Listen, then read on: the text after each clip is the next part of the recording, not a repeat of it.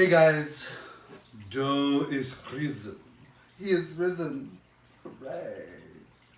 Alright, so we're going to unwrap it. And we're going to turn it out onto a lightly floured surface. So I'm going to lightly flour my situation. Boo, boo. You don't want a lot of flour here, but you need enough to keep it from sticking to the counter or the surface that you're doing it on, because you don't want to end up with the flour in the mix. But you're going to plop it out, put the bowl, and start to smush it.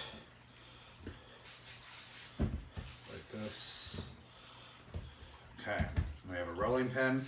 I wanted to show you my rolling pin. I bought this off a popular online ordering retail giant. And I love it because it came with these discs and the sides screw off, and you can use these different thicknesses of discs to roll your dough. In this case though, it's going to be the dough is going to end up being a little too big for the discs to work super effectively.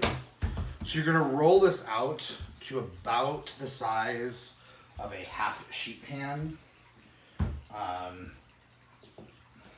Try to keep it as rectangle as possible. Tug the edges if you need to. Try to keep it even. But these are cinnamon rolls, so they don't need to be super perfect. But you do want them. You do kind of want to try to even because it'll make it easier to roll. But get it rolled out like this. Hopefully you can see it pretty well. Now we have our spread. Just plop that right down on into the middle there. Smells really good, and give it a nice spread. You're going to cover the whole top except the very last edge, about 1 inch-ish, because you want that so that you can seal the roll so it doesn't unroll itself. We'll talk about sealing it in a moment. Get it all spread out though.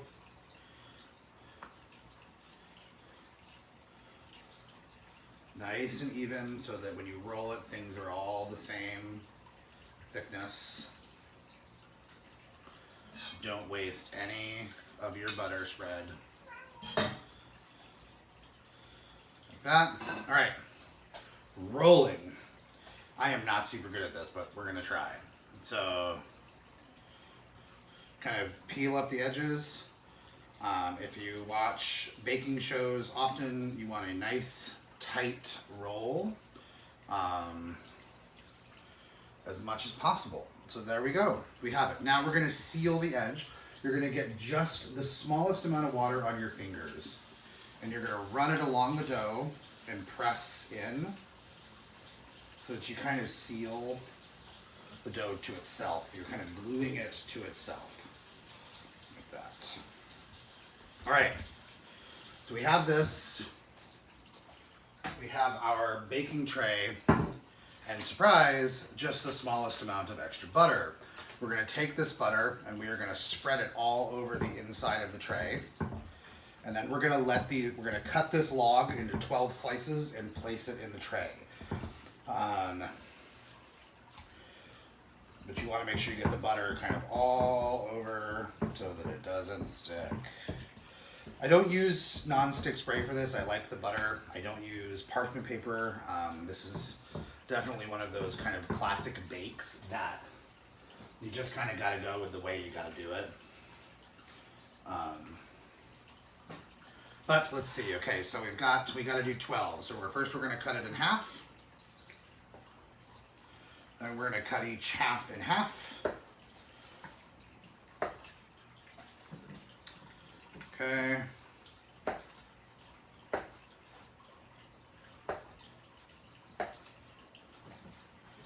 I didn't do 12, I did 8. You should cut this into 12, but we're going to stick with what I've got for now. And then you have a nice, tight cinnamon roll. And you're going to put them in your baking dish.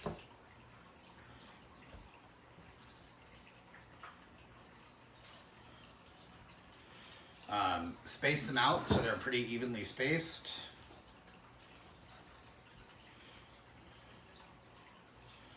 So that they rise and expand accordingly. They look like this. We're gonna leave them uncovered for about 15 to 20 minutes, let them kind of do their second poof. And then we're gonna come back and do our super secret special treat to make them really nice. And we'll bake them. So we'll be back in a few minutes.